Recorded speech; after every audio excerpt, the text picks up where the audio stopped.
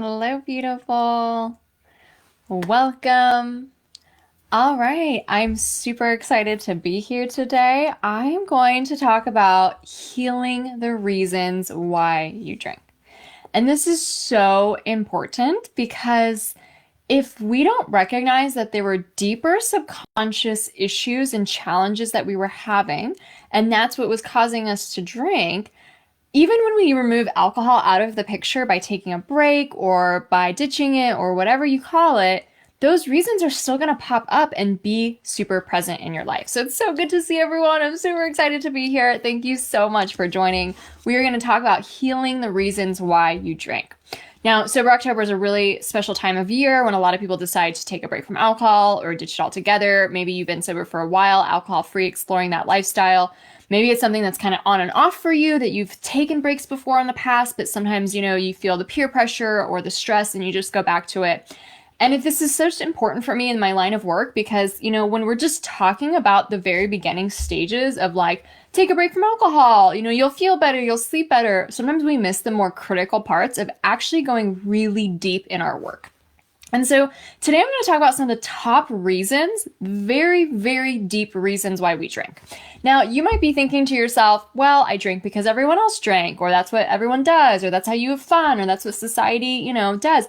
Absolutely. Every single one of us has been socially conditioned to drink. Every single one of us usually uses alcohol as a way to belong with other people, is what's socially acceptable. It's literally what the rest of society was doing. Nobody can escape that, right?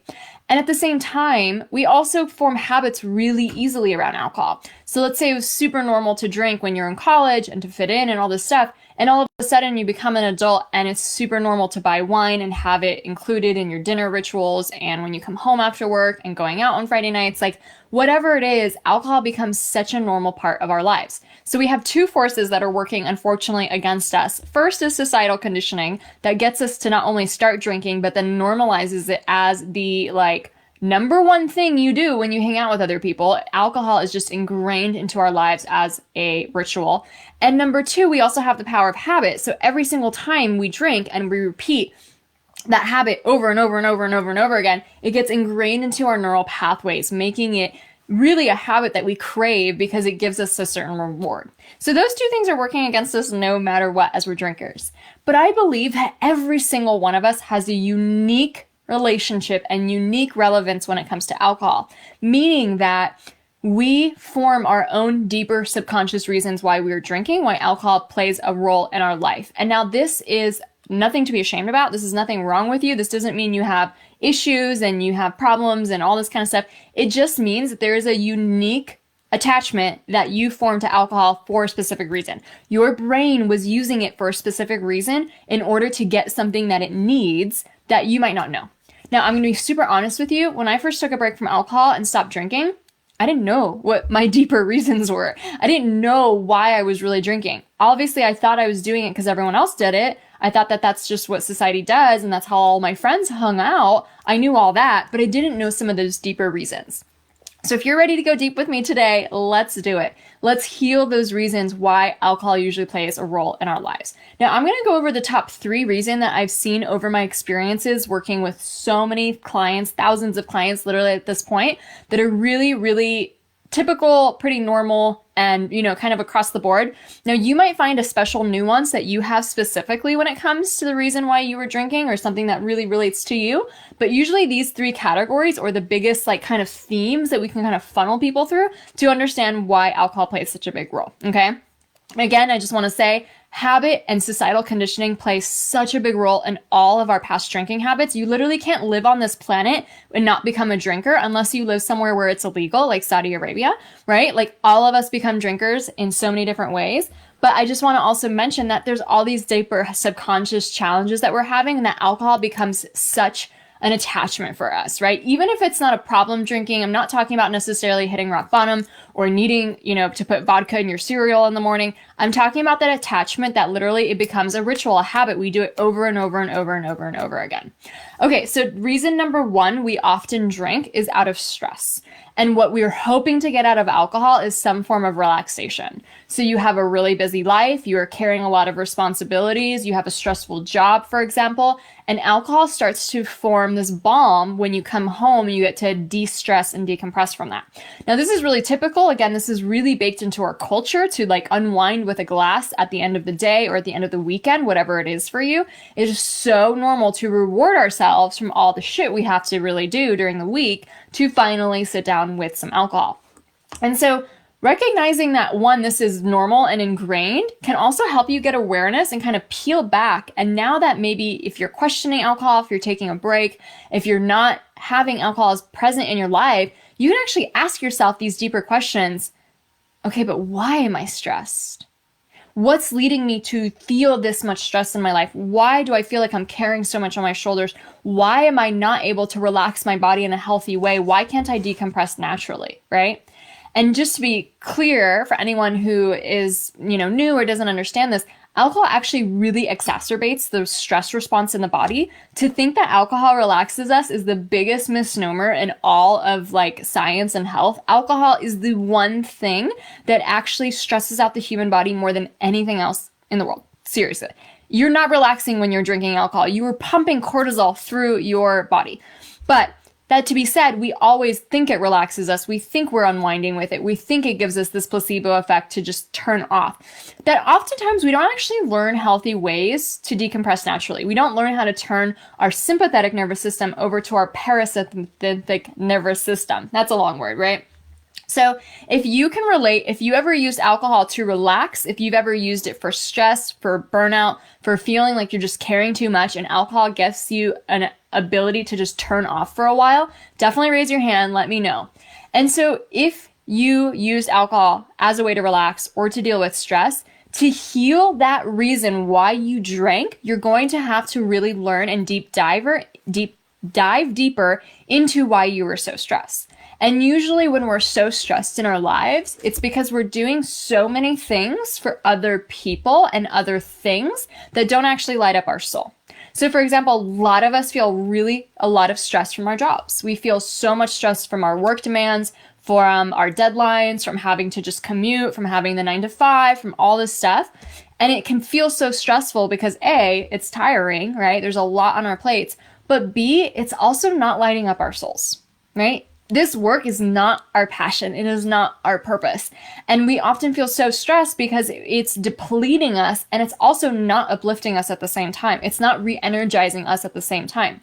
Now, I've seen such a difference when people are working really hard on things that they're passionate about. Yes, there's stress. Like, yes, there's still challenging moments and stuff.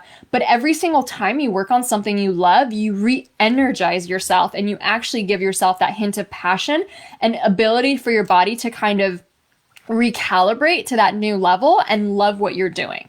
So if you've noticed that you ever use alcohol as a way to relax or for stress, I would ask questions about, is what I'm doing actually fulfilling me? Am I carrying a lot of stress? And is this really my deeper purpose? Am I just doing things because they look good on paper? Am I just doing things because they make my parents proud? Am I just doing things because this is the corporate ladder I'm supposed to go up, but it's not anything I actually really care about or want to do? And so when you can really ascertain why you're feeling so much stress, you can start to change those bigger things. You can start to make shifts. I believe that our emotions come out for a reason. We feel our emotions so that we can heal them and process them and actually make shifts in our lives. It's like our emotions are barometers that help us make shifts where otherwise we wouldn't be able to know that we need to make a shift there. So if you're feeling overwhelmed and overstressed and burnt out, hello, it's a huge sign that you need to make a change. Now, I'm not saying you have to quit your job tomorrow and just completely remove yourself from the stressful situation, not at all. But it does give you information and feedback that shifts need to be made. So for example, I work with a lot of women who do find themselves super stressed with their jobs, super burnt out. and are starting to make plans and executing a new vision. They dive deeper into what they really want out of life and their deeper purpose and start to make plans to move in that direction. So maybe they're still juggling both at the same time, but it feels so much better because they see a way out. They see how they can finally leave that like rat race and actually have something that they're doing that they're passionate about. And so it's really important, if you don't like your job, if you don't love your career, if you're not finding yourself super fulfilled in your work, to start making a plan B. Now, a plan B, again, does not mean I'm going to quit my job tomorrow and put in my notice. Of course not, right? Like, you need to pay your bills, but it's starting to get the things in order that you need to do in order to build the new business, have a new monetization stream, have some kind of, service that you can start offering the world. You have a gift. I promise you, you have a gift. And when you are sharing your gift with the world, you will feel so alive and passionate that the stress doesn't get to you in quite the same way. Plus, you start learning how to really healthily, emotionally regulate and decompress your nervous system. This is all stuff I teach in my program, Become Emboldened, on how to actually take the emotional signals that we're getting on a daily basis and do something that really nurtures your body and the emotion is trying to express, instead of just covering it up. Essentially, alcohol just covers up our feelings and doesn't actually allow us to learn from them and to therefore make changes. So if you're making alcohol as this, tool that you use for relaxation, for unwinding, for dealing with stressful days, again, you're probably not doing the things that you want to do that light up your soul. You're probably doing a bunch of things for other people. Other people could mean your employer. It could also mean your family. Maybe you're doing a ton of things around the house. You're cooking for your kids. You're cleaning up after your kids. You're running them around. You're doing all this stuff, and you're not getting enough help with it. And yes, of course you love it, but it's like it's depleting you without ever giving you anything back for yourself, any time for yourself, or actually working on the thing that you care about or your passion. So it's really like a quest to find yourself. And if you're hearing me talk and you're like, yeah, Carolina, I can understand that, but I have no idea what I want to do, this is the time to figure it out. We all have a deeper intuition within us that we can start to learn what it is that actually makes us happy, that brings us organic joy, that gives us a sense of pleasure, that gives us a sense of fulfillment, that knows that our life matters, that we get meaning out of. And going through the process to actually figure that out sooner than later will help you so much along the way. Because trust me, you do not want to turn 90 years old and look back at your life and think, I didn't really do what I wanted to do. I didn't really live a life of purpose. You know what I mean? Like, this is such important work. So again, if you're feeling stressed or overwhelmed, if you're using alcohol or we're using alcohol as a tool to relax, that's my number one clue for you. Now, another reason why we often drink is, number two, to have fun. So it's less of like trying to unwind in the day. It's less of like, oh, I just need to turn off. It's more of like, I want something fun to do. Like, I want to have some fun. I want to go out. I want to go out with my friends. I want to have excitement. I want to treat myself. I want to pamper myself. And often another reason why we use alcohol is to give ourselves stimulation. It's a way to pump in excitement and fun into our lives. Now, this was my biggest reason why I was drinking. Obviously, I also drink out of stress or wanting to unwind as well, but I would say number one reason for me why I used to drink was to pump in some fun and excitement into my otherwise boring life.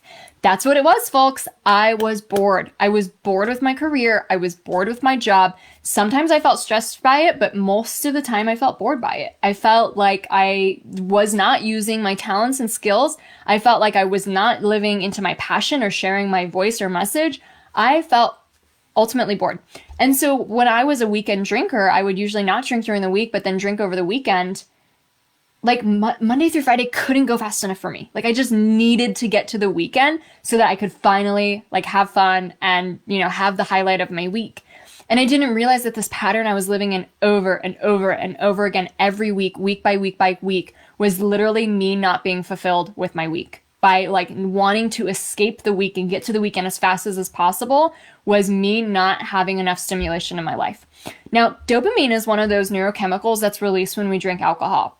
Sounds like a good thing, but it's not. Our brain releases too much dopamine. And what happens is your brain is like, this isn't natural. This isn't good. And what happens is that the retractors that catch dopamine, if you remember from biology class, our neurotransmitters are like keys, and then they have these receptors that catch the molecule, right? So over time, when the dopamine is being released at these really artificially high levels, the receptors that catch dopamine retract. And you get this flood of dopamine in your brain, but you don't feel it. And then any other time that you are supposed to feel dopamine, like when you're doing something like walking in the woods or playing with a child or, doing something beautiful, we can't feel it. And that's why drinkers feel so apathetic most of the time, is that the only highlight of their week is literally the moment that they drink, and everything else just feels like blah. Now, over time, when you stop drinking, when you take a break from alcohol, like 4 to 6 weeks, it depends on you personally. It's very unique. But most of the time, 4 to 6 weeks, your neurochemicals will rebalance in your brain. The neurochemistry will rebalance, and you'll start to feel that natural dopamine again.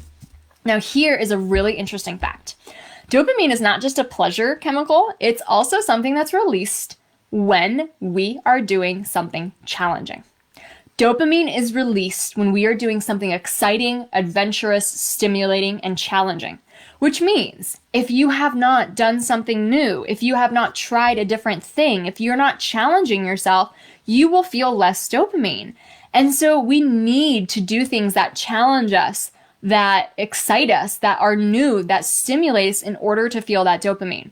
Now, if we are in that bucket of number 2, if the reason that we were drinking was to have fun or to not be as bored, to have something that's a treat or pleasurable or something like that, it's often a sign that we are actually bored, that our life is in the status quo. We're not learning anything new. We're not challenging ourselves. We're not also doing something we're passionate about. So this kind of goes back to reason number 1 why we drink when we're too stressed out. We need something we're passionate about to work on. If you are living out your passions, I promise you won't feel bored. Now, obviously, I've been doing this for 5.5 years now. Have I ever felt bored? Yes. I felt bored in little moments of time. But in general, in my whole life, I don't feel bored anymore. I'm doing projects that stimulate me and challenge me. I have big goals that I want to achieve. I help women that I love to work with every single day. I actually feel very fulfilled, very, very fulfilled. I feel meaningful. I feel like I have a sense of purpose. I feel like I make an impact. I feel in my spirit very passionate about what I do. So in general, I do not feel bored. Again, I might have pockets of boredom, like on a random Sunday afternoon, but in general, in my overarching life, ever since I've ditched alcohol and started on my passion, I don't feel bored in general. And so if you just remove alcohol from your life, but you don't change your life situation or any of the circumstances, you're going to still find yourself craving alcohol because it's the only source your brain knew how to have fun. And your brain needs to be stimulated, right? It's a human need. You need variety, you need challenge, you need adventure, you need all these things. So yes, in the short term, you can do new things. I love recommending, for example, if you read my book, Euphoric, I love recommending things like go to new classes, like go to a tango dancing class, go, on a hike, go jump off a waterfall, do things that are adventurous. But at the same time, it's not just about this adrenaline thrill and just going out every time you feel bored for a hit of adventure. It's doing something over the long term as well that's going to stimulate you. And that's why I love helping women design passion projects where they're literally doing something brand new that they've never done before and challenging and stimulating themselves around something they're very passionate around. So in Become Emboldened, for example, that is my signature program for alcohol-free women to unleash their deeper purpose and manifest their dream. We are working on these beautiful passion projects that literally give you this sense not only of stimulation, but also of impact and meaning. And hopefully we'll monetize them as well so that you can start getting paid for your beautiful gifts. So for example, we have so many people in the past who've launched podcasts through Become Emboldened. And we have a special course that's just on how to launch and grow a successful podcast that you can go through so that you can get all the tools and the tips you need to launch your podcast. We have people who launch businesses through Become Emboldened so that they're starting to challenge themselves and put their services and their beautiful gifts out there into the real world. Oh my God, there's nothing more fulfilling than working on a project like that. And that then solves reason number 1 why we were drinking was that we're unfulfilled and stressed out by our career. So you're giving yourself a plan, executing a vision that actually moves you forward. We have women who want to become coaches and Become Emboldened, and we start getting them set up with the frameworks they need to be able to coach and heal other people's lives. We have people who have launched nonprofits and Become Emboldened, started websites. started, even people who just move somewhere beautiful. Like, I've always wanted to live in France. And all of a sudden they're like, why not? Why not take this one life and actually go to the place where you want to go? So when it comes to feeling bored, it's a signal from your brain and your soul that you need more, that you need something in your life that is going to give you not only a sense of passion, a sense of purpose, a sense of meaning, but also something that's going to give you abundance, right? It's 2023. There's never been a better time than to get on the internet and share your beautiful gifts with the world. You can get paid for your passions, right? That the whole idea of being a broke artist where the things you love will never make you money is so like 20th century. We're living in a different century today. Like, you can get paid for your passions and you deserve to try it. You deserve to put your stuff out there and actually go for your dream, right?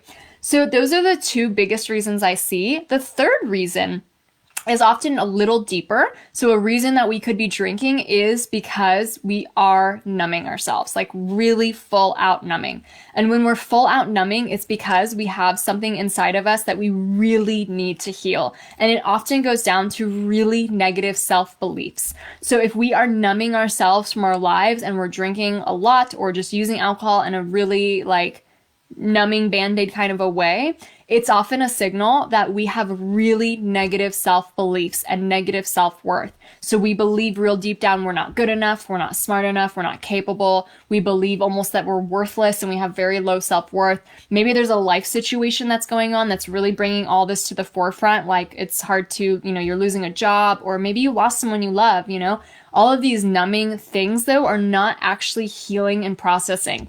You will have the same negative self-beliefs whether you drink. I mean, drinking will never solve them, right? Drinking will never solve those negative self-beliefs. And so when we're drinking out of that way to numb, it could be also that we're dissatisfied with our life situation, but we also usually believe that we can't do anything to change it. And this is so sad because I wasn't depressed. I always have considered myself an optimistic person, and I drank more out of reason number two, to have fun or to get out of boredom. But I didn't believe my dreams were possible. I didn't believe I could ever be an entrepreneur. I didn't believe I could ever write a book. I didn't believe I could ever make money off of my gifts.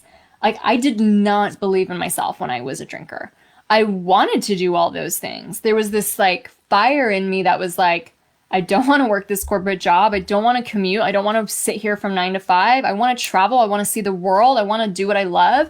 But I did not believe any of that was possible.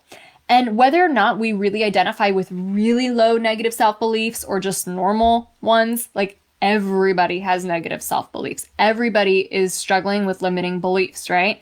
And if we don't recognize them and start to heal them and change them and shift them, we'll always be stuck by our beliefs. You can think that it's the circumstance that's keeping you stuck, but even in the hardest circumstance, if you have a belief that nothing can change and that you'll never be able to have a different future, you won't do anything. You will sit stuck. But if you have a really hard situation and you do believe that things can change and that you can heal and that you can progress and that your dreams are possible, you will act different. You will take different action steps, right? So it's really a matter of looking into those limiting beliefs and really actually believing and clearing those root causes of why we're drinking. There's this book I really love. It's called The Big Leap. It's by Gay Hendricks. He's a really world-renowned psychologist. But it's often these really deep issues within ourselves that almost every human has, right? This doesn't make you abnormal or having an issue or a problem, that you don't actually believe that you can have the success, the abundance, the love, and the connection that you want in the world. That you think that there's a certain amount you deserve, and then after that, you don't deserve anymore. And we are all stuck with that ceiling. We're all stuck with that limit of feeling that we can never have the life we truly want. And that stops so many of us from even trying. And I think that, what I've learned over the last 5.5 years of really going after my dreams is I am naive now, in a sense that I am not a realist anymore. I am not practical. I do not go after practical wisdom. I'm not going to be working a 9 to 5 in finance and accounting because it's the safe thing to do. I believe in miracles. I believe in the unrealistic. I believe in anything being possible these days because I've seen it. I've witnessed it. I've seen it happening over and over in my life. I've seen it happening in my clients' lives. I believe in synchronicities. I believe that the universe is always guiding us. So I just want to go back and say, if you found yourself at any of the 3 reasons I talked about, and if you're just joining, please do sure to, maybe catch this when it goes live again to start the beginning off. Because if you find yourself of any of these 3 reasons, you're drinking to relax and dealing with stress, you drink to have fun and you're dealing with boredom, or you're drinking to numb and you're actually dealing with low self-worth, that there is always a solution for you. There always is a way out of it to heal these reasons.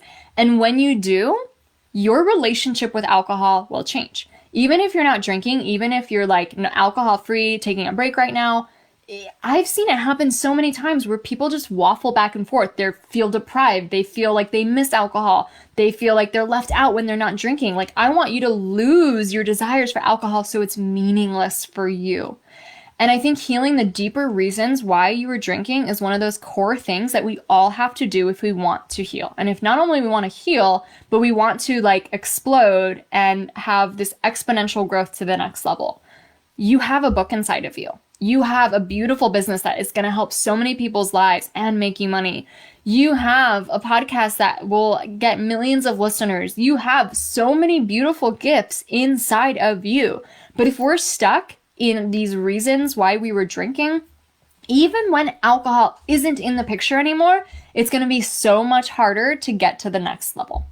And it's when we're newly alcohol free within the first year or 2, which is probably all of us, right? Like, most of us are in that phase. I'm in 5.5 years, but when we're in that newly alcohol free phase of just being under a year or 2 alcohol free, this is when anything is possible. This is when you can literally change your identity and do anything you want, because your brain's already a little confused. Like, wait, we went from drinker to not drinker? Okay. This is where we can interject literally anything you want. And so this is the phase I love to work women with, where we actually take the incredible foundation they've built of being alcohol free, usually about a month or more, but wherever you are is beautiful. Your timing is perfect. And now start to really dig deep into what are their actual passions? What are their actual goals? How can we give you a goal framework so that you're not feeling stressed and bored? You actually have an exit plan. You actually have a way forward that's going to honor your beautiful purpose and passions into this world. You actually know exactly what your gifts are, and you have a roadmap to follow in order to execute them. I know you have a book inside of you. I know 83% of Americans want to write a book, and it's pretty likely that you do too. And I do not want you to die with that book inside of you. So Become Emboldened not only helps you with that goal, it can help you with so many different goals that you might have to help you really unleash your deeper purpose. And in Become Emboldened, we not only work on healing the reasons why we drink, we also work on getting really confident in your alcohol-free identity and therefore confident in your gifts, to really understand what you have to offer the world and start sharing that and start monetizing that. I'm so excited when I get to share my past client testimonials, because I have 3-time authors now. We have Chrissy Janiga, who's literally writing her 3rd book after Become Emboldened. She wrote 1 book during Become Emboldened. I'm so freaking proud of her. She is going to change the world. Like, she's writing children's books so she can institute these mindset and these like deeper belief practices in the next generation instead of having to learn the hard way. You know what I mean? She's become a coach. She's getting clients. Like, I have so many incredible chills that happen in my body when I think of clients who just go off into their deeper gifts and start sharing them with the world and get rewarded handsomely for it. We have so many people who figured out that they wanted to start sharing their message. And, Katie, for example, is starting a business where she's going to be coaching tween and teen girls, where she's actually worked in the high school system for a really long time, but she's passionate about her job, but not necessarily the bureaucracy of the system, right? And so now she's going off on her own in order to help those girls. Who needed that when we were younger, right? Who needed the advice and the wisdom of someone who can really help us through so much of the turmoil of teenage years that she's going to go do? See, the thing is that your passion helps the world. Your passion changes lives. And when you hold it back and you stay stuck in a job that's not fulfilling and you use alcohol as a way to numb yourself to the fact that you're not happy with your life, nothing ever happens. So you've probably already taken the steps to start questioning alcohol. Otherwise, I don't think you would be following me. I don't think you would be part of this community. If you are alcohol free, if you've been alcohol free for a month or so or more, I'd love to meet you and Become Emboldened, where we can literally clear all of this old programming for you, heal the reasons why you drink so alcohol doesn't become alluring and like a phantom limb that's coming back in the future. And you can just stand firm in your purpose and your power. You can start sharing your beautiful gift with the world. We start next week. So November 7th is the cutoff date for you to join. That's our first call. I really want to see you in. If I haven't seen your name come through, I would love to personally invite you to join that program.